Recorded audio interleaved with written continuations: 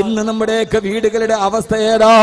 ഓരോ വീടുകളിലും നടക്കുന്ന ഒരവസ്ഥയെ കുറിച്ച് നാം സഞ്ചരിച്ചു പോകുമ്പോ സ്വന്തം വീടിന്റെ ഉള്ളിൽ പെൺകുട്ടികൾക്ക് സുരക്ഷിതത്വമല്ലാത്ത ഇടങ്ങളായി അവനവന്റെ വീടുകൾ മാറുമ്പോ, കുറെ കാലങ്ങൾക്ക് മുമ്പ് പെണ്ണാക്രമിക്കപ്പെട്ടത് പാതിരാവിന്റെ നിശബ്ദതയിലാണ്, അവള് നടന്നു പോകുന്ന പാർക്കുകളിലാണ്, വിജനമായ സ്ഥലങ്ങളിൽ വെച്ചാണ്. ആരാരുമില്ലാതെ നടന്നു പോകുന്ന പെണ്ണിനെയാണ് ആക്രമിക്കപ്പെട്ടതെങ്കിൽ ഇന്ന് കേരളത്തിൽ ഏറ്റവും കൂടുതൽ പെൺകുട്ടികൾ ആക്രമിക്കപ്പെടുന്നത് അവരുടെ ഗൃഹാന്തരീക്ഷത്തിന്റെ ഉള്ളിലാ.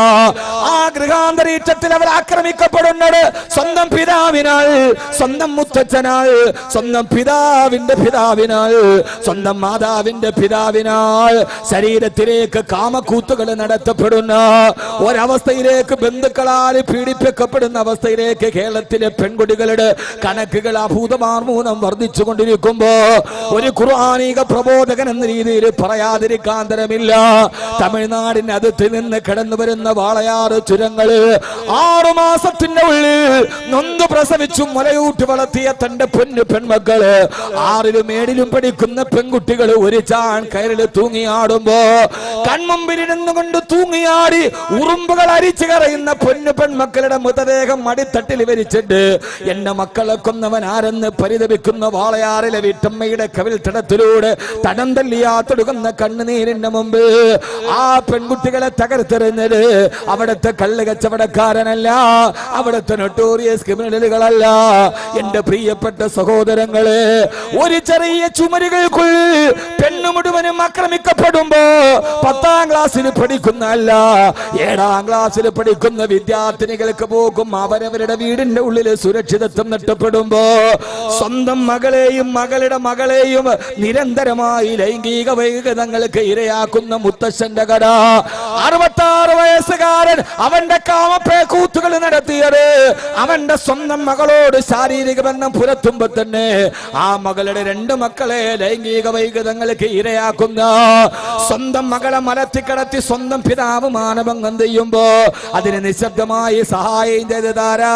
ഒന്നാം മാനഭംഗം ചെയ്യുന്നവന്റെ മകൾ, രണ്ടാമത് അയാളുടെ ഭാര്യ തന്നെ, മുത്തശ്ശി തന്നെ കൊച്ചുമകളെ കൂട്ടിക്കൊടുക്കുന്ന കൂട്ടിക്കൊടുപ്പിന്റെ കഥകൾ വരുന്നത് പഞ്ചനക്ഷത്ര വേശ്യാലയങ്ങളിലല്ല, അത് ബോംബെയിലെ ചുവന്ന തെരുവുകളിലല്ല, ഇത് നടക്കുന്നത് ഏതെങ്കിലും പഞ്ചനക്ഷത്ര ഹോട്ടലുകളുടെ വേശ്യാലയ തെരുവുകളിലല്ല. ചെറിയ ഒരു വീടിന്റെ ഉള്ളിൽ വല്ലാഹു ജഅലലക്കും മിൻ ബുയൂതികും സകനാ, സമാധാനത്തോടെ സന്തോഷത്തോടെ തന്റെ മക്കളെ ചേർത്ത് പിടിച്ചിട്ട് കിടന്നുറങ്ങാൻ അല്ലാഹു തന്ന അനുഗ്രഹമാണ് വീടെന്ന് പരിചയപ്പെടുത്തിയ ആ വീടിന്റെ ചുവരുകൾക്കുള്ളിൽ പെണ്ണിനെ മാനഭംഗം ചെയ്യപ്പെടുമ്പോ അരുതേ എന്ന് പറയുന്നവർ ചൂട്ട് കത്തിച്ചു കൊടുക്കുന്ന കിരാരമായ വേദനകളുടെ നടുവിൽ ഞാൻ ഒരിക്കൽ കൂടി ഓർമ്മിപ്പിക്കുകയാ. ഇതൊക്കെ ഓരോ വാർത്തകൾ വെളിയിൽ വരുമ്പോ ഇവൻ ഇങ്ങനെ ആയിരുന്നു എന്ന ആളുകൾ മൂക്കത്ത് വിരൽ വെച്ച് ചോദിക്കേണ്ട അവസ്ഥയിലേക്ക് നമ്മുടെ നാട് മാറുമ്പോ എന്റെ പ്രിയപ്പെട്ട ഉമ്മ, മാറ്റമുണ്ടാകേണ്ടത് പള്ളിക്കുള്ളിൽ മാത്രമല്ല, നമ്മുടെ വീടിന്റെ ഉള്ളിൽ നമ്മുടെ പെൺമക്കളെ സുരക്ഷിതമായി വളർത്താൻ കഴിയുന്ന, നമ്മുടെ 4 ചുവരുടെ ഉള്ളിൽ നമ്മുടെ മക്കൾ വളർന്ന് അവര് സന്മാർഗത്തിന്റെ പാതയിലൂടെ സഞ്ചരിച്ചു പോകുന്ന, നമ്മുടെ വീടിന്റെ ഉള്ളിൽ ഇസ്മായിൽ പറക്കാൻ കഴിയുന്ന, നമ്മുടെ വീടിന്റെ ഉള്ളിൽ ഫാത്തിമ വളരാൻ കഴിയുന്ന ഒരു സാഹചര്യത്തിലേക്ക് നമ്മുടെ വീടുകൾ മാറാൻ, നമ്മുടെ ഗൃഹാന്തരീക്ഷങ്ങൾ മാറാൻ നമ്മുടെ വീടുകൾ രൂപാന്തരപ്പെടേണ്ടതുണ്ട്, നമ്മുടെ വീടുകൾ മാറേണ്ടതുണ്ട്. അതുകൊണ്ട് അല്ലാഹുവിന്റെ വിശുദ്ധമായ ഖുർആൻ ചർച്ച ചെയ്യുന്ന ഈ ഒരു സമകാലീന ലോകത്തിന് മുമ്പ്, വളപ്പൊട്ടുകളിൽ ചിതറിത്തരുന്ന പെണ്ണിന് മുമ്പ് വീട് എന്ന വിഷയത്തെ ഖുർആൻ അങ്ങനെ കൈകാര്യം ചെയ്യുന്നു എന്ന് ഒരു ഖുർആനിക പ്രബോധകൻ എന്ന രീതിയിൽ ഞാൻ സമർപ്പിക്കുകയാണ്. അല്ലാഹുവേ, ഞങ്ങളുടെ വീടുകളെ നീ സമാധാനത്തിന്റെ സന്തോഷത്തിന്റെ ഭവനമാക്കണേ അല്ലാ. അല്ലാഹു നമ്മുടെ വീടിനെ ഏറ്റവും നല്ല വീടാക്കി അല്ലാഹു നൽകുമാറാകട്ടെ. ആമീൻ പറ മനുഷ്യന്മാര് ഉള്ളവരാമീൻ പറയും. ഇനി യഥാർത്ഥത്തിൽ ഖുർആൻ വീടിനെ കുറിച്ച് വളരെ വാചാലമായിട്ട് സംസാരിക്കുന്നുണ്ട്. ഇന്ന് ഏറ്റവും കൂടുതൽ പ്രശ്നം വീടിന്റെ ഉള്ളിലാണ്, അല്ലാതെ വെളിയിലല്ല. വീടിന്റെ ഉള്ളിൽ ഒരു തലമുറയെ വളർത്തിയെടുക്കേണ്ട വീടിന്റെ ഉള്ളിൽ അധാർമികതയുടെ അസുരന്മാര് വസിക്കുന്നു എന്നതാണ് ഇന്ന് നമ്മൾ അനുഭവിക്കുന്ന ഏറ്റവും പ്രധാനപ്പെട്ട വിഷയങ്ങൾ. ഓരോ ദിവസവും വാർത്തകൾ കേൾക്കുന്നത് ലോകം ലജ്ജിച്ചു പോകുന്ന വാർത്തകളാണ്.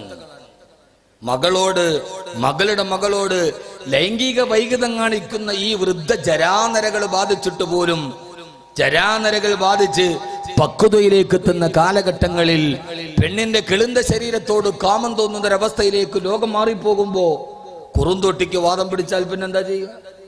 സാധാരണ പണ്ട് ആളുകൾ ചോദിക്കും, വാദത്തിന് മരുന്നുണ്ടാക്കുന്നത് കുറുന്തോട്ടിയിൽ നിന്നാണ്. പക്ഷെ കുറുന്തോട്ടിക്ക് വാദം പിടിച്ചാൽ പിന്നെ എവിടെ നിന്നാണ് മരുന്നുണ്ടാക്കാൻ കഴിയുക? ആ ഒരവസ്ഥയിൽ കുറുന്തോട്ടിക്ക് വാദം പിടിക്കാൻ തുടങ്ങിയിരിക്കുന്നു എന്നൊരവസ്ഥയിൽ ചങ്ങലയ്ക്ക് ഭ്രാന്ത് പിടിച്ചാൽ പിന്നെ എന്ത് വെച്ചാ കെട്ടുക? മലയാളത്തിലൊരു ചെറിയ കവിയുണ്ട്, സത്താർ ആദൂർ. അദ്ദേഹത്തിന്റെ ഒരു 3 വരി കവിതയുണ്ട്, വളരെയേറെ പ്രസക്തമാണ് ആ കവിത. മലക്കടത്തി കടത്തി മാനഭംഗം ചെയ്യാൻ തന്നെ മാറിലേക്ക് അമർന്നു വരുന്നവനെ കണ്ടപ്പോ ഇരയാക്കപ്പെട്ട പെൺകുട്ടി ഉറക്ക വിളിച്ചു ഒന്ന് രക്ഷിക്കാൻ, അച്ഛാ എന്ന് ഉറക്ക വിളിച്ചപ്പോൾ വെളിച്ചം കണ്ടപ്പോഴാണ് ആ കുട്ടിക്ക് മനസ്സിലായത് തന്നെ ആക്രമിക്കാൻ വരുന്നത് തന്റെ അച്ഛനാണെന്ന്. ഇനി അവൾ ആരെയാണ് വിളിക്കുക? കവിയുടെ വാക്കുകളാണ്. തന്നെ മാനഭംഗം ചെയ്യാൻ വരുന്നവരിൽ നിന്ന് രക്ഷപ്പെടാനാണ് അവൾ അച്ഛ എന്ന് വിളിച്ചത്. അപ്പോഴാണ് അവൾ അറിഞ്ഞത് തന്നെ മാനഭംഗം ചെയ്യാൻ വരുന്നത് തന്റെ അച്ഛൻ തന്നെയാണ്. ഇനി അവൾ ആരോടാണ് ചോദിക്കുക? യഥാർത്ഥത്തിൽ ഇന്ന് നമ്മുടെ സമൂഹത്തിന്റെ ഒരു വര അതാണ്. ഇവിടെ ആദ്യം നമ്മൾ മനസ്സിലാക്കേണ്ട കുറെ കാര്യങ്ങളുണ്ട്. നമ്മുടെ വീടുകളെ നമ്മൾ രൂപാന്തരപ്പെടുത്തേണ്ടതുണ്ട്. എങ്ങനെയാണ് നമ്മുടെ വീടുകളെ നമ്മൾ രൂപാന്തരപ്പെടുത്തേണ്ടത്? വളരെ പ്രധാനപ്പെട്ട ചില കാര്യങ്ങൾ. അത് ചില അപ്രിയ സത്യങ്ങളാവാം. നമ്മൾ സാധാരണ ഒരു വീട് വെക്കാൻ തീരുമാനിക്കുമ്പോൾ ആദ്യം തന്നെ നമ്മളൊരു നല്ല സ്ഥലം കണ്ടെത്തും. ആ സ്ഥലം കണ്ടെത്തി കഴിഞ്ഞാൽ പിന്നെ നമ്മളൊരു പ്ലാൻ ഉണ്ടാക്കും. ആ പ്ലാനിൽ നമ്മളും ഭാര്യയും കൂടി ഇരുന്നിട്ട് അവിടെ കിച്ചൺ വേണം, ഇവിടെ സ്റ്റോർ റൂം വേണം, അവിടെ ബെഡ്റൂം വേണം, ഇവിടെ ബാത്റൂം വേണം, ഇവിടെ ബാത്ത് അറ്റാച്ച്ഡ് ആവണം, അവിടെ തൂണ് വേണം, ഇവിടെ പില്ലർ വേണം. ഇങ്ങനെ ധാരാളം പ്ലാനുകളൊക്കെ കൊടുത്തിട്ട് നമ്മൾ വീടുകൾ ഉണ്ടാക്കാറുണ്ട്. അങ്ങനെയാണ് സാധാരണ നമ്മളൊരു വീടുണ്ടാക്കുമ്പോൾ ആ വീടിന് ഏറ്റവും ബലമുണ്ടാവാൻ വേണ്ടിയാണ് അതിന്റെ ബേസ്മെന്റ് നമ്മൾ കെട്ടുക, അല്ലെങ്കിൽ അതിന് നല്ല തൂണുകൾ കൊടുക്കുക. അല്ലേ? അങ്ങനെയല്ലേ? അങ്ങനെയാണോ അല്ലയോ?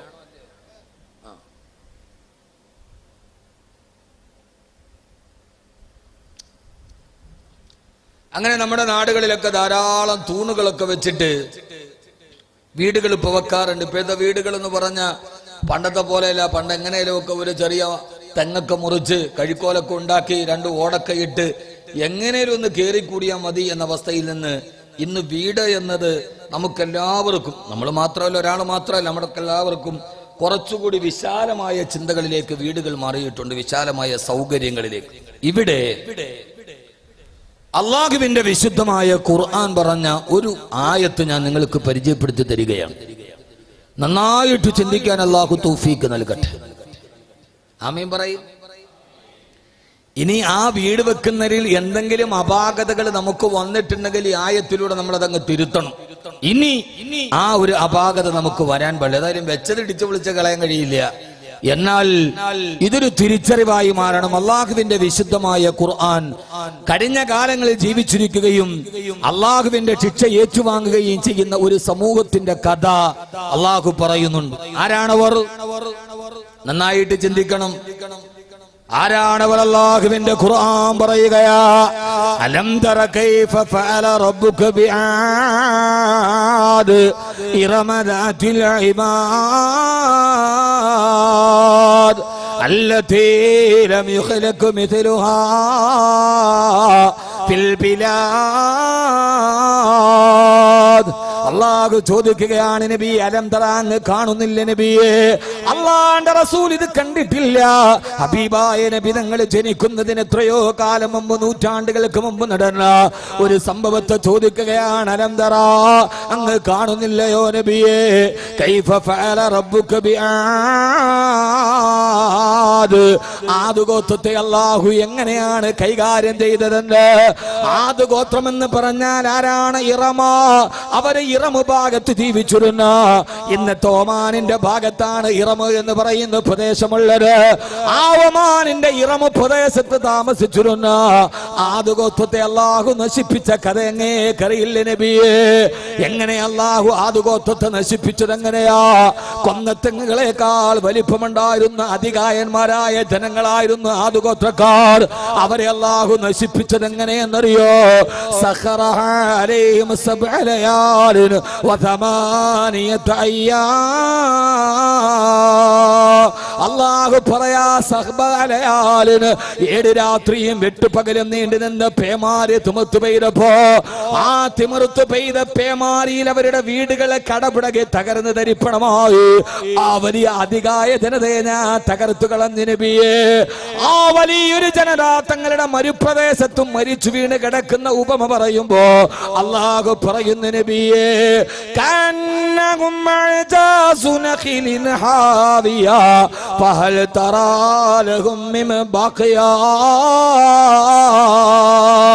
ഭീമാകാരമായ ഈത്തപ്പന മരങ്ങൾ ചുവടോടുകൂടി കടപുടകി വീടുന്നത് പോലെ, വലിയ കൊന്നത്തന്നുകൾ ചുവടോടുകൂടി കടപുടകി കിടക്കുന്നത് പോലെ അതികായന്മാരായിരുന്ന ആദ് ഗോത്രത്തെ 7 രാത്രിയും 8 പകലും നീണ്ടു നിന്ന് പേമാരി കൊണ്ട് ഞാൻ തകർത്ത് കളഞ്ഞു നബിയേ. ഞാൻ എൻ്റെ പ്രിയപ്പെട്ട സഹോദരങ്ങളോട് സഹോദരിമാരോട് അള്ളാഹു ഇറമു ഗോത്രത്തെ തകർക്കാനുള്ള കാരണമേതാ? ആ ആദ് ഗോത്രത്തെ ഇന്നത്തെ ഒമാനിലെ ഇറമു പ്രദേശത്ത് ജീവിച്ചിരുന്ന, യമനിന്റെ പ്രദേശമായ ഇറമു പ്രദേശത്ത് ജീവിച്ചിരുന്ന ആദ് ഗോത്രത്തെ അല്ലാഹു ഖുർആനിൽ പരിചയപ്പെടുത്തുന്നത് എങ്ങനെയെന്നറിയോ? ഇറമദാത്തിൽ ഇമാദ്, ഇറമദാത്തിൽ ഇമാദ്. ഈ ഗോത്രക്കാര് ദാത്തു ഇമാദ്, അവര് തൂണുകളുടെ ആളുകളാ. അവര് ധാരാളമായി ദാത്തു ഇമാദ്, അവര് തൂണുകളുടെ ആളുകളായിരുന്നു. എന്ത് പറഞ്ഞാൽ അതിന്റെ അർത്ഥം എന്നറിയോ? ആവശ്യത്തിനും അനാവശ്യത്തിനും തൂണുകൾ നിർമ്മിച്ചിട്ട് അതിന്റെ മുകളിൽ വീടുകൾ കെട്ടിവെച്ച ധാരാളം തൂണുകൾ വെച്ചിരുന്ന, ഇന്ന് നമ്മുടെ വീടുകൾ നിർമ്മിക്കുമ്പോ എത്രയോ അനാവശ്യമായ തൂണുകളാണ്. പില്ലറിന് വേണ്ട, ആവശ്യത്തിന് വേണ്ട തൂണുകൾക്ക് പുറം ഇന്ന് നമ്മുടെ കേരളത്തിൽ തൂണുകളുടെ പില്ലറുകളുടെ ഒരു സംസ്കാരം കടന്നു വരുന്നുണ്ട്. ഒരു വീടിന് തന്നെ അനാവശ്യമായ എത്രയോ തൂണുകളാ. അല്ലാഹു പറയാതെ തൂണുകളിലെ ദൗർബല്യമായി മാറിയ ആ ഒരു സമൂഹത്തെ ഞാൻ തകർത്തു കളഞ്ഞു നബിയേ. ആരാ ഇറമു ഗോത്രം ആദ് ഗോത്രം എന്തെന്നറിയോ? അള്ളാഹു ധാരാളമായി കുന്തിരിക്കം അവർക്ക് കൊടുത്ത ഒരു സമൂഹമാ. അവരെ ഏറ്റവും പ്രധാനപ്പെട്ട കച്ചവടം എന്ന് പറഞ്ഞാൽ കുന്തിരിക്കത്തിന്റെ കച്ചവടമാണ്. ധാരാളമായി തങ്ങളുടെ നാടുകളിൽ കുന്തിരിക്കത്തിന്റെ കച്ചവടം വന്നപ്പോ ആ കച്ചവടം നടത്തിയിട്ടവര് കോടീശ്വരന്മാരായി. അവസാനം അവർക്ക് വലിയ വലിയ വീടുകൾ, തൂണുകൾ, ധാരാളമുള്ള വീടുകൾ വെക്കണമെന്ന് മോഹം വന്നപ്പോ അവരെന്ത് ചെയ്തെന്നറിയോ? ആ നാട്ടിൽ വിശാലമായൊരു പുഴയുണ്ടായിരുന്നു. ആ പുഴയിലെ വെള്ളം അതിലൂടെ നടന്നു പോകുന്ന വഴിയാത്രക്കാർക്ക് അവര് വിലക്ക് വിൽക്കാൻ തുടങ്ങി. കുന്തിരിക്ക കച്ചവടത്തിൽ നിന്ന് പൈസ ഉണ്ടാക്കിയിട്ട് അത്യാഗ്രഹം തീരാറ് അല്ലാഹു കൊടുത്ത പുഴയിലെ വെള്ളത്തെ ഭീമാകാരമായ വീടുകൾ വെക്കാൻ അവരാ വെള്ളത്തെ വഴിപോക്കക്കാർക്ക് വിലക്ക് കൊടുക്കുകയും അതിലൂടെ സമ്പത്തുണ്ടാക്കിയിട്ട് ആ സമ്പത്ത് മുഴുവനും ഭീമാകാരമായ തൂണുകൾ കൊണ്ട് വീടുകൾ സ്ഥാപിച്ചപ്പോ അങ്ങനെ ചെയ്ത ജനതയെ തൂണുകൾ, ആവശ്യമില്ലാത്ത തൂണുകൾ വാരി കോരി വെച്ചിട്ട് അള്ളാഹുവിന് ഇഷ്ടപ്പെടാത്ത വഴിയിലൂടെ സഞ്ചരിച്ച ജനതയെ 7 രാത്രിയും 8 പകലും നീണ്ടു നിന്ന് പേമാരി കൊണ്ടവരുടെ ഭീമാകാരമായ തൂണുകളുള്ള വീടുകളെ തകർത്തെറിഞ്ഞ് ഞാൻ നശിപ്പിച്ചു കളഞ്ഞെന്ന് അള്ളാന്റെ വിശുദ്ധ ഖുർആൻ. അതുകൊണ്ട് എൻ്റെ പ്രിയപ്പെട്ട സഹോദരങ്ങളോട് സഹോദരിമാരോട്, ഗൾഫ് രാജ്യത്ത് കിടന്ന് കഷ്ടപ്പെട്ട് പൈസ ഉണ്ടാക്കുന്നത്, അല്ലെങ്കിൽ ഈ നാട്ടിൽ കച്ചവടം ചെയ്ത് കഷ്ടപ്പെടാറ് പൈസ ഉണ്ടാകുമോ? ആ കഷ്ടപ്പെട്ട് നിന്റെ ശരീരത്തിന്റെ അധ്വാനത്തിന്റെ പൈസ മുഴുവനും വെറുതെ തൂണുകൾ വാരി വലിച്ച് നിന്റെ വീടിന് വെച്ചിട്ട് അതിലൂടെ നീ നിന്റെ പൈസ പാടാക്കി കളയരുത്. അങ്ങനെ പാടാക്കി കളഞ്ഞൊരു ജനതയെ ഞാൻ തകർത്ത് കളഞ്ഞ അല്ലാഹുവിന്റെ വിശുദ്ധ ഖുർആൻ. എന്റെ വീടുമായി എന്ന വിഷയവുമായി ബന്ധപ്പെട്ട് ഖുർആനിന്റെ ആദ്യത്തെ പരാമർശം നമ്മുടെ വീടുകൾക്ക് അനാവശ്യമായി കുറെ തൂണുകൾ ഡിസൈനർമാരും ആർക്കിടെക്റ്റുമാരും ഓരോന്ന് പറയുമ്പോ, അല്ലെങ്കിൽ ക്ലൈന്റുകൾ പറയുമ്പോ അവരതിന് വശംവദരാകേണ്ടി വരുമ്പോ അതനുസരിച്ച് നിങ്ങളുടെ പൈസ വെറുതെ പാടിക്കളയരുത്. നിങ്ങൾ വീട് വെക്കുമ്പോ ആ വീടിന് ആവശ്യമായ തൂണുകളല്ലാതെ അനാവശ്യമായ തൂണുകൾ വെച്ചിട്ട് പൈസകൾ വെറുതെ കളയുന്നത് അത്രയേറെ ഹിതകരമല്ല. അങ്ങനെ ഒരു ജനതയെ അള്ളാഹു നൽകിയിരിക്കുന്ന സമ്പത്തിനെ അനാവശ്യമായി ചെലവഴിച്ചൊരു ജനതയെ അള്ളാഹു തകർത്ത് കളഞ്ഞെന്ന് വിശുദ്ധ ഖുർആൻ.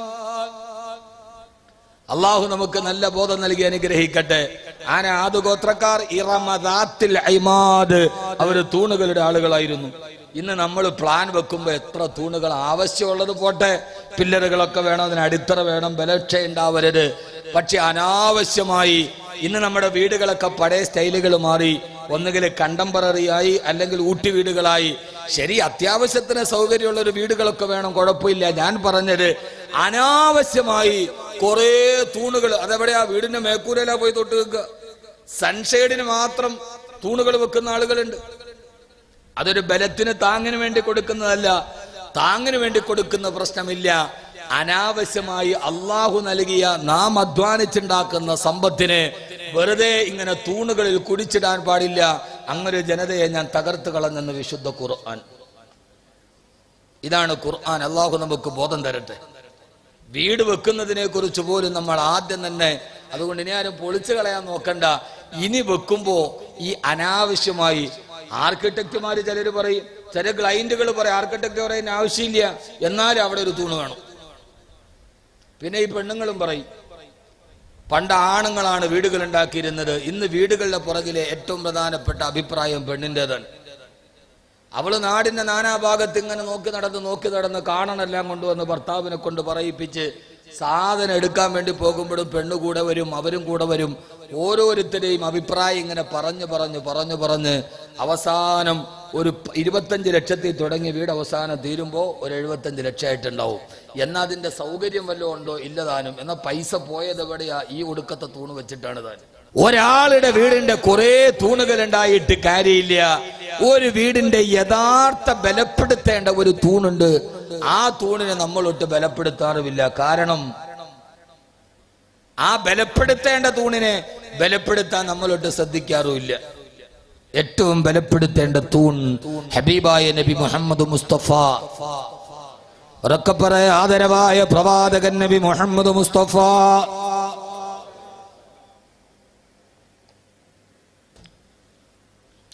സല്ലല്ലാഹു അലൈഹി വസല്ലം പറഞ്ഞു തരികയാണ്, അല്ലാഹു സുബ്ഹാനഹു വതആല ഒരു മനുഷ്യന് നൽകുന്ന ഏറ്റവും വലിയ അനുഗ്രഹം തഖ്വയാണ്. അള്ളാഹുവിനനുസരിച്ച് ജീവിക്കാൻ അവന്റെ ജീവിതത്തിൽ ഭാഗ്യമുണ്ടാവുക എന്നതാണ്. ഒരു ഹറാമിലേക്കും പോകാതെ, ഒരു പിശാചിന്റെ വടിയിലേക്ക് പോകാതെ, ഏത് പ്രതിസന്ധി വന്നാലും, ഏത് പ്രലോഭനമുണ്ടായാലും, ഏത് പ്രതിസന്ധി വന്നാലും പിശാചിന്റെ വടിയിലൂടെ നടന്നു പോകാതെ ഏകനായ അള്ളാഹുവിനെ വഴിപ്പെട്ടു ജീവിക്കാൻ ഹൃദയത്തിൽ തഖ്വയുണ്ടാവുക. അള്ളാഹു ഒരു മനുഷ്യന് നൽകുന്ന ഏറ്റവും പ്രധാനപ്പെട്ട അനുഗ്രഹം അവന്റെ ഹൃദയത്തിൽ തഖ്വയുണ്ടാവുകയാ. ആദരവായ പ്രവാചകൻ നബി മുഹമ്മദ് മുസ്തഫ സല്ലല്ലാഹു അലൈഹി വസല്ലം പറഞ്ഞു തരികയാ, അള്ളാഹു നൽകുന്ന ഏറ്റവും വലിയ അനുഗ്രഹം തഖ്വയാണെന്നിരിക്കെ, തഖ്വ കഴിഞ്ഞാൽ അള്ളാഹു ഒരു മനുഷ്യന് നൽകുന്ന ലോകത്തിലെ രണ്ടാമത്തെ സൗഭാഗ്യം അൽ മറഅതു സാലിഹ, അൽ മറഅതു സാലിഹ, അവന്റെ സാലിഹത്തായ ഭാര്യയാണെന്ന് ഹബീബായ നബി മുഹമ്മദ് മുസ്തഫ. യഥാർത്ഥത്തിൽ വീടുമായി ബന്ധപ്പെട്ട രണ്ടാമത്തെ പരാമർശത്തിലേക്ക് കടക്കട്ടെ. എന്റെ പ്രിയപ്പെട്ട സഹോദരിമാരോട്, ഒരു മനുഷ്യന് തഖ്വ കഴിഞ്ഞാൽ അള്ളാഹു നൽകുന്ന ഏറ്റവും പ്രധാനപ്പെട്ട അനുഗ്രഹം ഒരു പ്രിയപ്പെട്ട ഭാര്യയാ. ഏത് ഭാര്യ എന്നറിയോ? ഭർത്താവിന്റെ അഭാവത്തിൽ തന്റെ പ്രിയപ്പെട്ട മക്കളെ വളർത്തിയെടുക്കുന്ന, ഭർത്താവിന്റെ ശരീരത്തെ സംരക്ഷിക്കുന്ന, തന്റെ വീടിന് കാവലായി നിൽക്കുന്ന, തന്റെ പാവപ്പെട്ട ഭർത്താവ് ഭർത്താവ് കട്ടപ്പെട്ടുണ്ടാക്കിയ വീടിന്റെ ഉള്ളിലേക്ക് പിശാചുക്കളുടെ വാതിലുകൾ തുറന്നു കൊടുക്കാട് ഏത് സമയത്തും ജാഗരൂകയായി കാവല് നിൽക്കുന്ന തന്റെ പെൺമക്കളെ ദീനീബോധത്തോളം വളർത്തിയെടുക്കാൻ കഴിയുന്ന തന്റെ ആ മക്കൾക്ക് അല്ലാഹുവിന്റെ ദീനിന്റെ വഴി പറഞ്ഞു കൊടുക്കുന്ന ആരാരുമില്ലാത്ത മക്കയുടെ മരുഭൂമിയിൽ ഇസ്മായിൽ എന്ന ആൺചെറുക്കനെ വളർത്തിയെടുത്ത് ഹാദറെ പോലെ പ്രിയപ്പെട്ട ഭർത്താവ് നിതാന്തമായ പ്രതിസന്ധികളുടെ വഴികളിലൂടെ നടക്കുമ്പോ ഫാത്തിമ എന്ന പൊന്നുമോളെ രൂപാന്തരപ്പെടുത്തിയെടുത്ത ഖദീജ റളിയല്ലാഹു തആലയെ പോലെ തന്റെ പ്രിയപ്പെട്ട മക്കള് പ്രിയപ്പെട്ട ഉപ്പയുടെയും ഉമ്മയുടെയും ജീവിതത്തിന്റെ പാഠം കണ്ടുപിടിച്ച് അല്ലാഹു തനിക്ക് നൽകിയ ഭർത്താവിന്റെ ഇല്ലായ്മകളോട് പൊരുത്തപ്പെട്ട് അല്ലാഹു നൽകിയ ആൺമക്കളെ ലോകത്തിന്റെ വീരകേസരികളാക്കി മാറ്റിയ തന്റെ പ്രിയപ്പെട്ട ആൺമക്കളെ സ്വർഗത്തിലെ യുവാക്കളുടെ നേതാവാക്കി മാറ്റിയ ഹസൻ ഹുസൈൻ റളിയല്ലാഹു തആല അൻഹുമാനെ ലോകത്തിന് സമർപ്പിച്ചു കൊടുത്ത ഫാത്തിമ റളിയല്ലാഹു തആല അൻഹയെ പോലെ ഫാത്തിമ റളിയല്ലാഹു അൻഹയെ പോലെ നമ്മുടെ ജീവിതത്തിൽ നമ്മളില്ലാത്ത സമയത്ത് നമ്മുടെ വീടിനെ കാവല് നിൽക്കുന്ന അതിന്റെ ഉള്ളിലേക്ക് ജീവിതത്തിൽ അല്ലാഹുവിന് ഇഷ്ടപ്പെടാത്തതൊന്നും കടന്നു വരാൻ ഒരു പഴുതുപോലും തുറന്നു കൊടുക്കാത്തൊരു ഭാര്യയാണ് നിന്റെ വീടിന്റെ പ്രധാനപ്പെട്ട ബലമെന്ന് ഹബീബായ നബിയുനാ റസൂലുള്ളാഹ് സ്വല്ലല്ലാഹു അലൈഹി വസല്ലമ എന്റെ പ്രിയപ്പെട്ട സഹോദരങ്ങളോട് സഹോദരിമാരോട് ഓരോ പീഡനത്തിന്റെ കഥ കേൾക്കുമ്പോ പെൺമക്കളെ വളർത്തിക്കൊണ്ടു പോകാൻ നമ്മുടെ പ്രിയപ്പെട്ട സഹോദരിമാർക്ക് കടിയാട് വരുമ്പോ എന്റെ പ്രിയപ്പെട്ട സഹോദരി അല്ലാഹുവിന്റെ ഖുർആൻ നിന്നോട് പറഞ്ഞു തന്നറിയോ ഏത് സമയത്തും നിന്റെ വീടിന്റെ ഉള്ളിൽ പിശാചിന്റെ വടികളല്ല അല്ലാഹുവിന്റെ മലായികത്തുകൾക്ക് നിന്റെ വീട്ടിലേക്ക് ഇറങ്ങി വരാൻ കഴിയുന്ന സുഹൃതത്തിന്റെ വടികൾ തുറക്കാ സുഹൃതത്തിന്റെ വടികൾ തുറന്നു കൊടുക്കാ അതുകൊണ്ട് എന്റെ പ്രിയപ്പെട്ട സഹോദരിമാരോട് ഞാൻ വീടുമായി ബന്ധപ്പെട്ടൊരു കാര്യം പറയട്ടെയോ ആ വീടിനെ നമ്മൾ പരിപാലിക്കാറുണ്ട് അതിലൊരു വല പിടിച്ചാൽ നമ്മൾ വൃത്തിയാക്കാറുണ്ട് ആ വീടിന്റെ ടൈലിൽ എന്തെങ്കിലും അഴുക്ക് വന്നാൽ നമ്മുടെ ഏതെങ്കിലും ഒരു രാസപദാർത്ഥം ഉപയോഗിച്ചിട്ട് അതിന്റെ കറ കളയാറുണ്ട് എന്റെ പെങ്ങളെ അല്ലാഹു നിനക്ക് നൽകിയ വീട് വെറുതെ അടിച്ചു വൃത്തിയാക്കി സൂക്ഷിക്കാനല്ല ആ വീടിനെ നീ സൂക്ഷിക്കേണ്ടത് എങ്ങനെയെന്നറിയോ 14 നൂറ്റാണ്ടുകൾക്ക് മുമ്പ് അല്ലാഹുവിന്റെ റസൂൽ നബി മുഹമ്മദ് മുസ്തഫ സല്ലല്ലാഹു അലൈഹി വസല്ലം പറഞ്ഞു തന്നൊരു ഹദീസ് പറഞ്ഞു തരട്ടെയോ അല്ലാഹുവിന്റെ റസൂൽ പറഞ്ഞു സഹാബാ ലാ തജഅലൂ ബുയൂതകും മഖാബിറാ لا تجعلوا بيوتكم مقابرا നിങ്ങളുടെ വീടുകളെ നിങ്ങൾ മക്ബറകളാക്കി മാറ്റരുത് ഓരോരുത്തരും വളരെ വ്യവസ്ഥാപിതമായി മനസ്സിലാക്കിക്കൊള്ളുക ഹബീബായ നബി സല്ലല്ലാഹു അലൈഹി വസല്ലം പറഞ്ഞു തരികയാണ് ലാ തജഅലൂ ബുയൂതകും മഖാബിറാ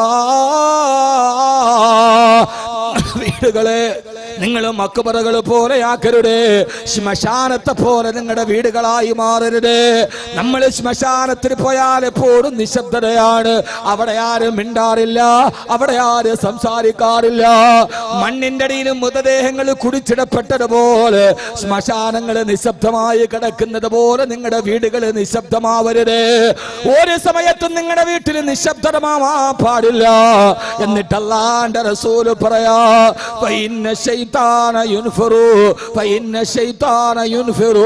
പിശാച് വരണ്ടോടും സൂറത്തുൽ ബഖറ ഏത് വീട്ടിൽ സൂറത്തുൽ ബഖറ പാരായണം ചെയ്യപ്പെടുന്നുവോ ആദ്യമായി ഞാൻ വീടുമായി ബന്ധപ്പെട്ട ചില പരിപാലനങ്ങളിലേക്ക് കടക്കുകയാ ഏത് വീട്ടിലാണോ ഒരു ദിവസം സൂറത്തുൽ ബഖറ പാരായണം ചെയ്യപ്പെടുക ആ സൂറത്തുൽ ബഖറ വീട്ടിൽ പാരായണം ചെയ്താൽ ആ വീട്ടിൽ നിന്ന് പിശാച് ഓടി ഒളിക്കുമെന്ന് ഹബീബായ നബിയുനാ റസൂലുള്ളാഹ് സ്വല്ലല്ലാഹു അലൈഹി വസല്ലമ അച്ഛനും മകളോട് അരുതായ്മ തോന്നിക്കുന്ന തോന്നിപ്പിക്കുന്നത്, വാപ്പാക്ക് പെങ്ങളോട് തോന്നിപ്പിക്കുന്നത്, മകന് ഉമ്മയോട് തോന്നിപ്പിക്കുന്നത്, ഇതിന്റെ എല്ലാം ഉള്ളിൽ പിശാചാണ് വസ്വാസ് ഉണ്ടാക്കുക. ഉമ്മയോട് കാമം തോന്നാണ്, വാപ്പക്ക് മകളോട് സ്നേഹം, വാപ്പക്ക് മകളോട് അരുതായ്മ തോന്നാണ്, അത് പിശാചിന്റെ ദുർബോധനമാണ്. അതുകൊണ്ട് നിന്റെ വീടിന്റെ ഉള്ളിൽ ലാ തജലൂ ബുയൂതകും മഖാബിറ, നമ്മുടെ വീടുകളിലെ ശ്മശാനം പോലെ നിശബ്ദമാകരുത്. പിന്നെ ആ വീട്ടിൽ എന്താണ് ചെയ്യേണ്ടത്? അല്ലാഹുവിന്റെ ഖുർആൻ നമ്മൾ വീട്ടിൽ ചെയ്യേണ്ട കാര്യത്തെ കുറിച്ച് പറയുന്നുണ്ട്. ആ വീട്ടിൽ നടക്കേണ്ടത് കല്യാണത്തിന്റെ അരങ്ങ് മാത്രമല്ല, ആ വീട്ടിൽ നടക്കേണ്ടത് ആളുകളുടെ വട്ടമേശ സമ്മേളനമല്ല. ഒരു വീട്ടിൽ എപ്പോഴും നടക്കേണ്ടത് അയൽപക്കത്ത് പെണ്ണുങ്ങളുമായി കൂടിയിരുന്ന കഥ പറയലല്ല. പിന്നെയോ ഖുർആൻ വീടിനെ കുറിച്ചുള്ള സംസ്കാരം പഠിപ്പിച്ചു തരികയാ. പെണ്ണേ, ഇവിടെ അല്ലാഹുവിന്റെ ഖുർആൻ സംബോധന ചെയ്യുന്ന ആണുങ്ങളോടല്ല, പെണ്ണുങ്ങളോടാണ് സംബോധന ചെയ്യുന്നത്. ഓ വദ്കുർനമാ യുത്ലാ ഫീ ബുയൂതികുന്ന മിൻ ആയാതില്ലാഹി വൽ ഹിക്മാ. ഓ പെണ്ണേ, വദ്കുർന, നിന്റെ വീടിന്റെ ഉള്ളിൽ എപ്പോഴും പാരായണം ചെയ്യണം. മാ യുത്ലാ ഫീ ബുയൂതികുന്ന, നിന്റെ വീടിന്റെ ഉള്ളിൽ എപ്പോഴും നീ പാരായണം ചെയ്യണേ. മിൻ ആയാതില്ലാഹി വൽ ഹിക്മാ, അല്ലാഹുവിന്റെ ആയത്തുകളെ, അല്ലാഹുവിന്റെ ആയത്തുകളെ, അല്ലാഹുവിന്റെ ഖുർആനിന്റെ ആയത്തുകളെ, ഹബീബായ നബി തങ്ങളുടെ ഹദീസിന്റെ വർത്തമാനങ്ങള് നിന്റെ വീട്ടിൽ നീ പാരായണം ചെയ്യണേ എന്ന് അല്ലാഹുവിന്റെ വിശുദ്ധ ഖുർആൻ. സാധാരണ ഉസ്താദന്മാര് വഅദ് പറയാറുണ്ട്, മഗ്രിബ് കഴിഞ്ഞാൽ യാസീൻ, സുബൈ കഴിഞ്ഞാൽ വാക്യ ഓതണം. എന്താ ഇത്? വെറുതെ പറയുന്നതല്ല, അല്ലാഹു നമ്മളോട് പറഞ്ഞനാണ്. പെണ്ണിനോട് പറയാൻ കാരണം എന്താ? ആണുങ്ങൾ എപ്പോഴും വീട്ടിലുണ്ടാകണമെന്നില്ല. അവൻ ഇറങ്ങിപ്പോയാലേ അടുപ്പിൽ തീ പുകയുകയുള്ളൂ. വീടെന്നൊരു പെണ്ണെ നിന്റെ സംരക്ഷണയിലാണ്. അതുകൊണ്ട് വദ്കുർനമാ യുത്ലാ ഫീ ബുയൂതികുന്ന മിൻ ആയാതില്ലാഹി വൽ ഹിക്മാ. ഏത് സമയത്തും വീട്ടിൽ നിങ്ങൾ ഖുർആൻ പാരായണം ചെയ്യണേ. ആ ഖുർആന്റെ പാരായണം നിന്റെ വീടിന്റെ ഉള്ളിലുണ്ടായാൽ അവിടെ പിന്നെ പിശാചുക്കൾ ഉണ്ടാവുകയില്ല. അവിടെ എപ്പോഴും അല്ലാഹുവിന്റെ മലക്കുകളുടെ സംസ്കാര കേന്ദ്രമായി നിന്റെ വീട് മാറുമ്പോളെ. ഒരിക്കൽ അല്ലാഹുവിന്റെ റസൂലിന്റെ മദീനയിൽ ഒരു പ്രിയപ്പെട്ട സഹാബി തന്റെ വീട്ടിലിരുന്നിട്ട് ഖുർആൻ ഓതവേ, അദ്ദേഹത്തിന്റെ വീടിന്റെ വെളിയിൽ കുതിരയെ കെട്ടിയിട്ടിട്ടുണ്ട്. അദ്ദേഹം ഖുർആൻ ഓതുമ്പോ കുതിര കടന്നിട്ട് വല്ലാതെ വെപ്രാളത്തോടെ ചാടാൻ തുടങ്ങി. ആയത്തോതുന്നതിനനുസരിച്ച് കുതിരയ്ക്ക് വെപ്രാളമാണ്. അത് അവിടെ കിടന്ന് കടിഞ്ഞാൻ പൊട്ടിക്കാൻ ശ്രമിക്കുകയാണ്. കുതിര തന്റെ ലായത്തിൽ കിടന്ന് വെപ്രാളം കാണിക്കവേ ആ സഹാബി പെട്ടെന്ന് ഖുർആൻ ഓതുന്നത് നിർത്തി. അപ്പോ കുതിര ശാന്തമായി. അദ്ദേഹം വെളിയിൽ നോക്കുമ്പോ കുതിര പിന്നെ ശാന്തമായി നിൽക്കുക. വീണ്ടും വീട്ടിലേക്ക് കയറി ഖുർആൻ ഓതാൻ തുടങ്ങവേ ലായത്തിലെ കിടന്ന കുതിര വീണ്ടും ചാഞ്ചാടിയിട്ട് ക്ഷോഭം കാണിക്കുകയാ. ആ കുതിര വല്ലാതെ ലായത്തിൽ കിടന്ന് പേടിച്ച് ചാടുന്നത് കണ്ടപ്പോ ആ സഹാബി ഖുർആൻ പാരായണം ചെയ്യുന്നത് നിർത്തിക്കളഞ്ഞു. അവസാനം പള്ളിയിൽ സുബഹിന്റെ ബാങ്ക് മുടങ്ങിയപ്പോ സുബഹി നമസ്കാരം കഴിഞ്ഞ് ഈ സഹാബി നേരെ ഇലാ ഹളറത്ത് റസൂലില്ലാഹ് സ്വല്ലല്ലാഹു അലൈഹി വസല്ലം അല്ലാഹുവിന്റെ റസൂലിന്റെ ചാരത്തെത്തിയിട്ട് പറഞ്ഞു, നബിയേ യാ റസൂലല്ലാഹ്, ഞാൻ ഇങ്ങനെ ഖുർആൻ ഓതിയപ്പോ, ഇന്നലെ പാതിരാ സമയത്ത് എന്റെ വീട്ടിൽ ഞാൻ ഖുർആൻ ഓതിയപ്പോ എന്റെ കുതിര കിടന്ന് ചാഞ്ചാടി നബിയേ. ഞാൻ ഓതുന്നത് നിർത്തിയപ്പോ കുതിര ശാന്തമായി. വീണ്ടും ഓതിയപ്പോ കുതിര കിടന്ന് ചാടാൻ തുടങ്ങി. പിന്നെ ഞാൻ ഖുർആൻ ഓതല് നിർത്തി നബിയേ. എന്താണ് കാരണമെന്നറിയില്ലെന്ന് പറയുമ്പോ തന്റെ മുമ്പിൽ വന്നിട്ട് അവലാതി പറയുന്ന സഹാബിയോട് പുഞ്ചിരിയുടെ പൂന്തേൻ മഴ പൊടിച്ച് മുത്ത് റസൂൽ മറുപടി പറഞ്ഞു, സഹാബി, നീ ഖുർആൻ ഓതിയപ്പോ ആകാശലോകത്ത് നിന്ന് ആയിരക്കണക്കിന് മലക്കുകള് പാതിരാ സമയത്ത് എല്ലാവരും ഉറങ്ങിക്കിടക്കുമ്പോ വീട്ടിലിരുന്ന് ഖുർആൻ ഓതുന്ന നിന്റെ വീട് സന്ദർശിക്കാൻ ആകാശലോകത്ത് നിന്ന് ആയിരക്കണക്കിന് മലക്കുകൾ നിന്റെ വീട്ടിലേക്ക് വന്നു. ആ മലക്കുകൾ ഇറങ്ങുന്നത് കണ്ടപ്പോ പേടിച്ചു വിറച്ചിട്ട് കുതിര കിടന്ന് വെപ്രാളം ഉണ്ടാക്കിയതാണ്. നീ ഖുർആൻ ഓതുന്നത് നിർത്തിയപ്പോൾ മലക്കുകൾ തിരിച്ചുപോയി. വീണ്ടും നീ ഓതാൻ തുടങ്ങിയപ്പോൾ മലക്കുകൾ ഇറങ്ങി വന്നു. അപ്പൊ കുതിര വീണ്ടും പ്രശ്നമുണ്ടാക്കാൻ തുടങ്ങി. അല്ലാഹുവിന്റെ റസൂല് ചോദിച്ചു, എത്ര സഹാബി, നീ ഖുർആൻ ഓതുന്നത് കാണാൻ ആകാശലോകത്ത് നിന്ന് ആയിരക്കണക്കിന് മലക്കുകൾ വന്നുവല്ലോ. സുബഹി നിസ്കാരം വരെ, സുബഹി വരെ നീ ആ ഖുർആൻ ഓതുന്നത് നിർത്താതിരുന്നുവെങ്കിൽ ഇന്ന് സുബഹിയുടെ ബാങ്ക് വിളിക്കുമ്പോ ഈ മദീന മുഴുവനും ലക്ഷക്കണക്കിന് മലക്കുകളെ കൊണ്ട് നിറയുമായിരുന്നല്ലോ സഹാബി. എന്തിനാണ് ഖുർആൻ പാരായണം നിർത്തിക്കളഞ്ഞത്? നീ ഓതിയിരുന്നെങ്കിൽ ഇന്ന് സുബഹിയിൽ മദീന മുഴുവനും മലക്കുകളുടെ പ്രവാഹമാകുമായിരുന്നുണ്ട്. മുഖ്ബിറേ സാദിഖ് നബി മുഹമ്മദ് മുസ്തഫ സല്ലല്ലാഹു അലൈഹി വസല്ലമ, ആത്മാർത്ഥമായിട്ടൊന്ന് ഞാൻ ചോദിക്കട്ടെ, ഇന്ന് നമ്മുടെ വീടുകളിൽ പിശാചിന്റെ സന്ദർശന കേന്ദ്രമോ അതല്ല മലക്കുകളുടെ സന്ദർശന കേന്ദ്രമോ? പാതിരാവിന്റെ നിശബ്ദതയിൽ പോലും പിശാചുക്കളെ വിളിച്ചു വരുത്തുന്ന MTV ഫാഷൻ TV ഓൺ ചെയ്തിട്ട് നമ്മുടെ മക്കളോടൊത്ത് കാണിച്ചു കൊണ്ടിരിക്കുന്ന പ്രിയപ്പെട്ട മാതാപിതാക്കള്, പ്രിയപ്പെട്ട മാതാപിതാക്കള്, ആരോടാണ് പറയേണ്ടത്? ഇന്ത്യയിലെ ഏറ്റവും പ്രായം കുറഞ്ഞ പിതാവുണ്ടായത് എറണാകുളം ജില്ലയിലെ കളമശ്ശേരിക്കടുത്ത മിനിങ്ങാണ്. നിങ്ങൾ വാർത്ത വായിച്ചുവല്ലോ. 12 വയസ്സുകാരൻ പിതാവായി മാറി. പ്രസവിച്ചവളോ 14 വയസ്സുകാരി. എവിടെയാണ് നടന്നത്? യൂറോപ്പിലല്ല, ആഫ്രിക്കയിലല്ല, നിങ്ങളുടെ വെളിപ്പാടകലയാണ്. ഞാനൊന്ന് ചോദിക്കട്ടെ, ആരാണ് 12 വയസ്സ് മാത്രമുള്ള കൗമാരത്വത്തിന്റെ ബാലാരിത്തതകൾ പിന്നിട്ടിട്ടാത്ത കുട്ടിയുടെ മനസ്സിൽ ആരാണ് ലൈംഗികതയെ കുറിച്ച് പഠിപ്പിച്ചു കൊടുത്തത്? 14 വയസ്സുകാരി എങ്ങനെയാണ് വഴിപഠിപ്പിച്ചു പോയത്? എന്റെ പ്രിയപ്പെട്ട രക്ഷകർത്താക്കളെ, നമ്മുടെ മക്കൾ നമ്മൾ കാണിച്ചു കൊടുക്കുന്ന സിനിമ, നമ്മൾ കാണിച്ചു കൊടുക്കുന്ന സിനിമകൾ, നമ്മൾ പഠിപ്പിച്ചു കൊടുക്കുന്ന അധ്യാപനങ്ങൾ നമ്മുടെ കുട്ടികൾ ഇന്നത് കാണുന്നതേറാ. ബാങ്ക് കൊള്ളയെടുക്കാൻ പഠിപ്പിക്കുന്നത് സിനിമ. മിനിങ്ങാന്ന് പ്രേമാഭ്യർത്ഥന നിരസിച്ച പെൺകുട്ടിയെ വീടിന്റെ ഉള്ളിൽ കയറിയിട്ട് തട്ടിക്കൊണ്ടുപോയി മാനഭംഗം ചെയ്തു. കൊല്ലം ജില്ലയിൽ ആരാ മാനഭംഗം ചെയ്തത്? ആരാ മാനഭംഗം ചെയ്തത്? കുട്ടിക്കുറ്റവാളികൾ കൂടുകയാണ്.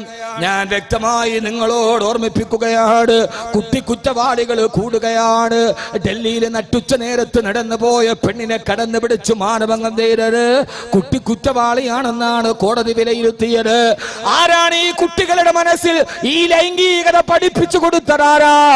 ആണും പെണ്ണും ചുറ്റിത്തിരിയുന്ന ശരീരത്തിന്റെ സ്പർശനങ്ങള് ഉമ്മയെ സ്നേഹിക്കാൻ പഠിപ്പിച്ചത് നമ്മളെ മതമായതുപോലെ തന്നെ ബാങ്ക് കൊള്ളയെടുക്കാൻ പഠിപ്പിച്ചത് സിനിമ, കൂട്ടുകാരനെ കുത്താൻ പഠിപ്പിച്ചത് സിനിമ. എല്ലാ അശ്ലീലതകളും നമ്മുടെ മക്കൾ കാണുമ്പോ അല്ലാഹുവിന്റെ ഖുർആൻ പറഞ്ഞു, പെണ്ണേ വദ്കുർനമായുത്ലാ ഫീ ബുയൂതികുന്ന മിൻ ആയാതില്ലാഹി വൽ ഹിക്മാ. നിങ്ങളുടെ വീടുകളിൽ ഏത് സമയത്തും ഖുർആൻ പാരായണം ചെയ്യണമെന്ന് അല്ലാഹുവിന്റെ വിശുദ്ധ ഖുർആൻ. അല്ലാഹുവിന്റെ പള്ളിയിൽ ബാങ്ക് വിളിക്കുമ്പോ ഒളു എടുത്തിട്ടൊരു ഉമ്മ മുസല്ല വിരിച്ചാല് 4 വയസ്സുള്ള പൊന്നുമോള് നിന്നെ മുസല്ലയുടെ അറ്റത്ത് നിൽക്കുന്നുണ്ടാവും. ഇത് പഠിപ്പിച്ചു കൊടുക്കേണ്ടതാരാ? പ്രിയപ്പെട്ട ചെറുപ്പക്കാരാ, ബാങ്ക് വിളിക്കുമ്പോ നീ പള്ളിയിലേക്ക് പോയാൽ 6-7 വയസ്സുള്ള പൊന്നുമക്കൾ നിന്റെ വിരൽ തുമ്പിൽ പിടിച്ച് ആ കുട്ടി പള്ളിയിലേക്ക് വന്നിട്ട് അവന്റെ ജീവിതത്തിൽ ഈമാനിന്റെ ആദ്യത്തെ പാഠം പഠിച്ചിട്ടുണ്ടാകും. അതുകൊണ്ട് പൊന്നുമോനെ, അല്ലാഹുവിനെ കുറിച്ച് പഠിപ്പിച്ചു കൊടുക്കുക. നിങ്ങളുടെ വീടുകളിലുള്ളിൽ പരീക്ഷണശാലകൾ തുറക്കണമെന്ന് അല്ലാഹുവിന്റെ വിശുദ്ധ ഖുർആൻ. ആദരവായ പ്രവാചകൻ നബി മുഹമ്മദ് മുസ്തഫ, ഉറക്കപ്പറ, ആദരവായ പ്രവാചകൻ നബി മുഹമ്മദ് മുസ്തഫ സല്ലല്ലാഹു അലൈഹി വസല്ലമ അല്ലാഹുവിന്റെ റസൂലിന്റെ മുമ്പിലൂടെ 13 വയസ്സുകാരനായ മുആദ് കടന്നു പോവുകയാണ്. മുആദ് കടന്നു പോവുകയാണ്. ആ സമയത്ത് 13 വയസ്സുകാരൻ മുആദിനോട് അല്ലാഹുവിന്റെ റസൂൽ പറഞ്ഞു, മുആദേ വല്ലാഹി ഇന്നി ഉഹിബ്ബുക യാ മുആദ്. മുആദേ, എനിക്ക് നിന്നോട് വല്ലാത്ത ഇഷ്ടമാണ് മുആദേ.